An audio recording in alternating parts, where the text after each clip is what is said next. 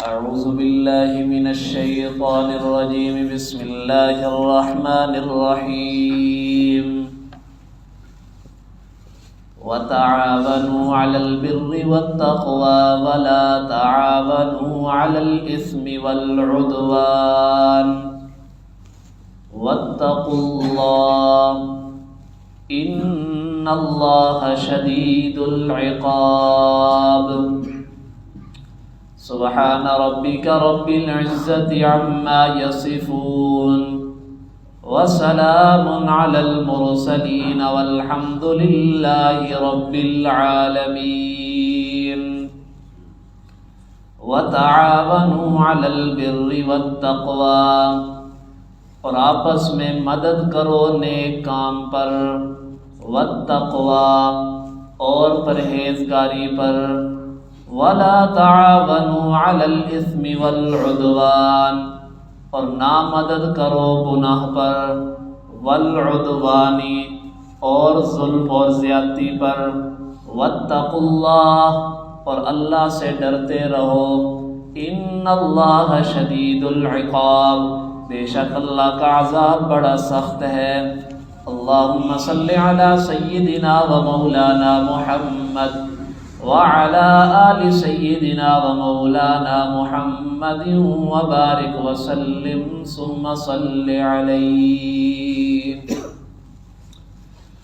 کل کے درس قرآن مجید میں جو آیت کریمہ ہم نے شروع کی تھی اس کا دوسرا حصہ آج ہم نے تلاوت کیا ہے اور اسی کا مختصر مفہوم آپ کے سامنے بیان کرنا ہے. جو آیت کریمہ کا کچھ حصہ میں نے آپ کے سامنے تلاوت کیا ہے، اس میں اللہ رب العزت ایک اصولی اور بنیادی مسئلے کے بارے میں وضاحت کر رہے ہیں، اور یہ ایسا مسئلہ ہے کہ جس پر ہر انسان کی کامیابی موقوف ہے، حتیٰ کہ انسان کی پوری زندگی اس پر موقوف ہے. اور وہ مسئلہ کیا ہے؟ باہمی تعاون اور تناصر، یعنی آپس میں ایک دوسرے سے تعاون کرنا اور مدد کرنا.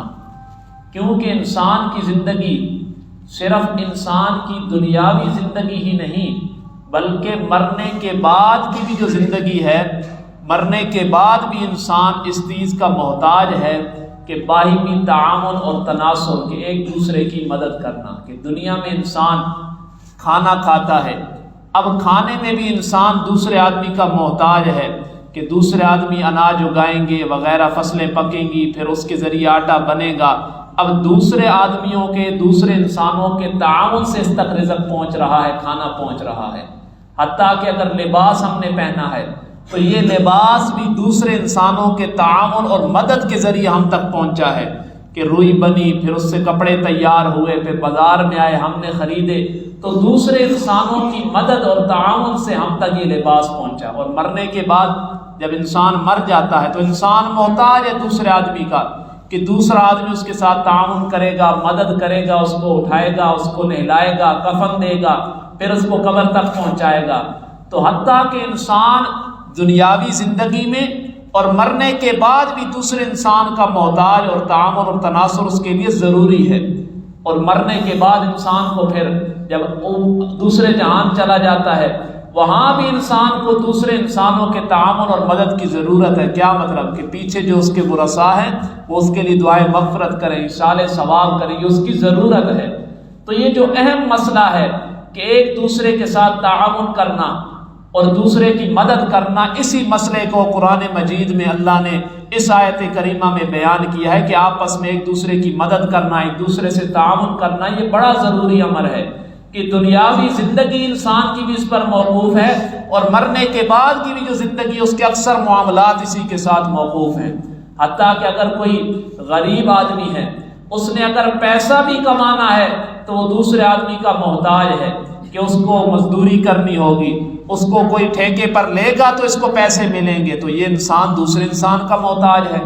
اگر کوئی مالدار انسان بھی ہے، اس نے بھی اگر کوئی کام کروانا ہے، کسی بینک میں وہ کام کرتا ہے یا کوئی اور کاروبار کرتا ہے تو اسے بھی مزدور چاہیے اپنی کمپنی کو چلانے کے لیے. تو کیا سمجھ میں آئی کہ ہر انسان کسی نہ کسی معاملے میں دوسرے انسان کا محتاج ہے، اس کو تعاون کی ضرورت ہے۔ اور سمجھ یہ آئی کہ ہر انسان دوسرے انسان کا محتاج ہے، اس کے لیے تعاون اور مدد کی ضرورت ہے۔ اب ایک رخ تو یہ ہے کہ انسان اچھے کاموں میں دوسرے کے ساتھ تعاون کرے، یا زندگی کے جو معاملات ہیں اس میں ایک انسان دوسرے انسان کے ساتھ تعاون کرے، مدد کرے۔ لیکن اس کا ایک رخ دوسرا بھی ہے کہ اگر کوئی چوری کر رہا ہے، کوئی ڈاکہ ڈال رہا ہے، اب مختلف انسان مل کر اس کے ساتھ تعاون کریں، مدد کریں کہ یار یہ تو بڑا اچھا کام کر رہا ہے، ہم بھی تیرے ساتھ تعاون کریں گے تو چوری کرتا رہے، ڈاکے ڈالتا رہے۔ حتیٰ کہ دنیا میں یہ دیکھا جا رہا ہے کہ اگر کوئی چوری کا کام کر رہا ہے تو پوری ان کا ایک گینگ بنا ہوا ہے، وہ سارے مل کر تعاون کے ذریعے، ایک دوسرے کی مدد کے ذریعے وہ چوری کرتے ہیں، ڈاکہ ڈالتے ہیں۔ تو اب یہ دیکھیں تصویر کا دوسرا رخ بھی ہے کہ اللہ نے تو سمجھایا کہ آپس میں مدد کرنی ہے اور یہ ضروری امر ہے، لیکن ہم نے اس کے دوسرے رخ کو بھی اپنایا ہوا ہے کہ ہم مدد تو کر رہے ہیں لیکن غلط کاموں میں مدد کر رہے ہیں۔ قرآن مجید میں اللہ فرماتے ہیں نا، انسانوں کی تخلیق کا جہاں اللہ نے ذکر کیا، یا ایھا الناس اتقوا ربکم الذی خلقکم من نفس واحدہ، اے انسانوں اللہ سے ڈرو، وہ رب جس نے تم کو ایک جان یعنی حضرت آدم علیہ السلام سے پیدا کیا۔ پھر خطبہ حجۃ الوداع میں آپ علیہ السلام نے واضح اعلان کر دیا کہ کسی گورے کو، کسی کالے پر، کسی عجمی کو، کسی عربی پر کوئی فضیلت حاصل نہیں، اگر فضیلت کا معیار ہے تو وہ تقویٰ ہے۔ جس انسان کے اندر تقویٰ زیادہ ہے وہ انسان بلند مقام والا ہے، فضیلت والا ہے۔ اور قرآن مجید میں دوسرے مقام پر اللہ نے کیا فرمایا؟ انما المؤمنون اخوہ، مومن آپس میں بھائی بھائی ہیں۔ تو جب ہم آپس میں بھائی بھائی ہیں سارے مومن، تو ہمارا یہ فریضہ ہے کہ ہم ایک دوسرے کے ساتھ تعاون کریں، دوسرے کی مدد کریں۔ اور یہ جو مومن آپس میں بھائی بھائی ہیں، یہ ایسا رشتہ ہے کہ یہ دوسرے جو حقیقی بھائی والا رشتہ ہے اس سے بھی مقدم ہے۔ یہی وجہ تھی کہ مومن مومن کا بھائی ہوتا ہے۔ آپ کے سچے چچا جو مومن نہیں تھے ان سے آپ کا رشتہ ٹوٹ گیا تھا، صرف اس وجہ سے کہ وہ مومن نہیں تھے۔ ابو لہب سے آپ کا رشتہ ٹوٹ گیا، کس وجہ سے؟ کہ وہ مومن نہیں تھا اور آپ علیہ السلام سچے ایماندار تھے۔ اور قرآن کی آیت پر عمل کر کے اللہ کے پیغمبر نے دکھایا کہ انما المؤمنون اخوہ، مومن آپس میں بھائی ہوا کرتے ہیں۔ اور جس طرح کے غزوہ بدر میں، غزوہ احزاب میں، غزوہ احد میں اگر کسی آدمی کا، کسی ایک مسلمان بھائی کا دوسرے اپنے سکے بھائی سے مقابلہ آ جاتا تو وہ حقیقی رشتے کی پرواہ نہیں کرتا، بلکہ وہ نسبی رشتہ جو مومن کا آپس میں رشتہ اس کی پرواہ کرتے ہوئے دوسرے اپنے نسبی بھائی یعنی مومن بھائی کا تعاون کرتے ہوئے اپنے بھائی کو مارنے میں اس کی مدد کرتا تھا۔ تو ہمیں یہ سمجھ میں آ گئی کہ اگر ہم نے کسی دوسرے کے ساتھ تعاون کرنا ہے تو ہم نے نسبی رشتے کو اہمیت دینی ہے، دوسرے رشتے کو اتنی اہمیت نہیں دینی۔ اور قرآن میں اللہ نے اس آیت کریمہ میں کیا فرمایا؟ وَتَعَاوَنُوا عَلَى الْبِرِّ وَالتَّقْوَىٰ، آپس میں اگر ایک دوسرے کی تعاون کرنا ہے تو علی البر، نیکی پر کرنا ہے، والتقویٰ، اور پرہیزگاری پر کرنا ہے۔ اب یہاں ایک بڑا عجیب نقطہ ہے کہ اللہ نے یہ نہیں فرمایا کہ مسلمانوں کے ساتھ تعاون کرنا ہے، غیروں کے ساتھ نہیں کرنا، بلکہ اللہ نے فرمایا وَتَعَاوَنُوا عَلَى الْبِرِّ وَالتَّقْوَىٰ، نیکی اور پرہیزگاری پر تعاون کرنا ہے۔ یہ نہیں فرمایا کہ مسلمانوں کے ساتھ تو تعاون کرنا ہے، غیروں کے ساتھ نہیں کرنا، بلکہ نیکی اور پرہیزگاری پر، کیونکہ بسا اوقات مسلمان اپنے آپ کو کہنے والا بھی ظلم اور زیادتی کا شکار ہو جاتا ہے، ظلم کرنے لگ جاتا ہے۔ تو اللہ نے یہ نہیں فرمایا کہ مسلمان کے ساتھ تعاون کرنا ہے، نہیں، اگر مسلمان ظلم کر رہا ہے تو اس کے ساتھ تعاون یہ ہے کہ اس کو ظلم سے روکنا ہے۔ ہم نے تعاون کرنا ہے نیکی اور پرہیزگاری پر، جس طرح کہ حدیث مبارکہ میں آتا ہے، اللہ کے پیغمبر فرماتے ہیں انصر اخاک ظالما او مظلوما، اپنے بھائی کی مدد کرو چاہے وہ ظالم ہے یا مظلوم ہے۔ صحابہ کرام نے عرض کی یا رسول اللہ، مظلوم کی مدد کرنا یہ تو سمجھ میں آتا ہے، کوئی مظلوم ہے ہم اس کے ساتھ تعاون کرے، اس کی مدد کرے، اس پر بڑا ظلم ہو گیا، ظالم کی مدد کرنا یہ سمجھ میں نہیں آیا۔ اللہ کے پیغمبر نے فرمایا ظالم کو اس کے ظلم سے روکنا در حقیقت اس کی مدد کرنا ہے۔ تو ہم نے اگر کسی کے ساتھ تعاون کرنا ہے تو نیکی اور پرہیزگاری پر تعاون کرنا ہے۔ اگر کوئی مسلمان ہمارا سگا بھائی کیوں نہ ہو اگر وہ کسی غلط کام میں مبتلا ہے، ظلم اور زیادتی کا شکار ہے، تو ہم نے اس کا تعاون نہیں کرنا، بلکہ ہمارا اس کے ساتھ تعاون یہ ہوگا کہ اس گناہ سے، اس ظلم سے ہم نے اس کو روکنا ہے، کیونکہ اللہ کے پیغمبر نے فرمایا انصر اخاک ظالما او مظلوما، اگر کوئی ظالم بھی ہے اس کی مدد کرنی ہے، اور اس کی مدد یہ ہے کہ اس کو ظلم سے روکنا ہے۔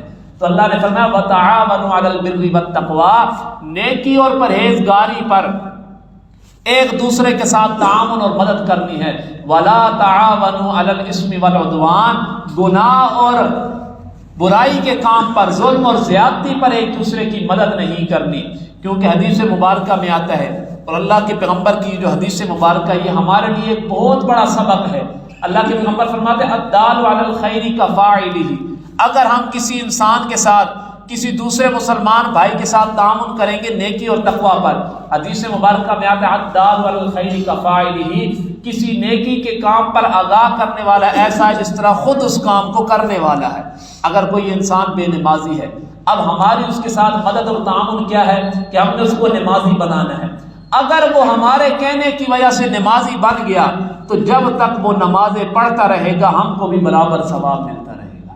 کتنا مقام ہے کہ کسی کو نیکی کے کام پر آگاہ کرنا، اور اگر وہ اس کام کو کرنے لگ جائے تو یہ آگاہ کرنے والے کو بھی برابر ثواب مل جاتا ہے۔ تو اس پر عمل کیا کریں، کسی میں کوئی گناہ دیکھیں اس کو پیار سے سمجھائیں، اگر وہ آپ کے کہنے کی وجہ سے اس گناہ سے رک جاتا ہے تو آپ کو بھی برابر ثواب ملتا رہے گا۔ اللہ کے پیغمبر فرماتے ہیں الدال علی الخیر کفاعلہ، نیکی کے کام پر، بھلائی کے کام پر آگاہ کرنے والا، رہنمائی کرنے والا اس طرح ہے کفاعلہ، جس طرح خود اس کام کو کرنے والا ہے، کہ جس طرح اس کام کے کرنے والے کو ثواب ملتا ہے اسی طرح اس کام کی رہنمائی کرنے والے کو بھی برابر ثواب ملتا ہے۔ تو اللہ نے فرمایا وتعاونوا علی البر والتقوی، نیکی اور پرہیزگاری پر تو ایک دوسرے کا تعاون کرنا ہے، ولا تعاونوا علی الاثم والعدوان، گناہ اور ظلم اور زیادتی کے کاموں پر آپس میں ایک دوسرے کے تعاون نہیں کرنا، واتقوا اللہ۔ آگے اللہ نے ایسی بات کا ذکر کیا جو تمام اعمال کی جڑ ہے، اگر کسی کا تعاون کر رہے ہو تب بھی واتقوا اللہ، اللہ سے ڈرنا ہے، نماز پڑھ رہے ہو تب بھی اللہ فرماتے ہیں واتقوا اللہ، تقوی اختیار کرنا ہے۔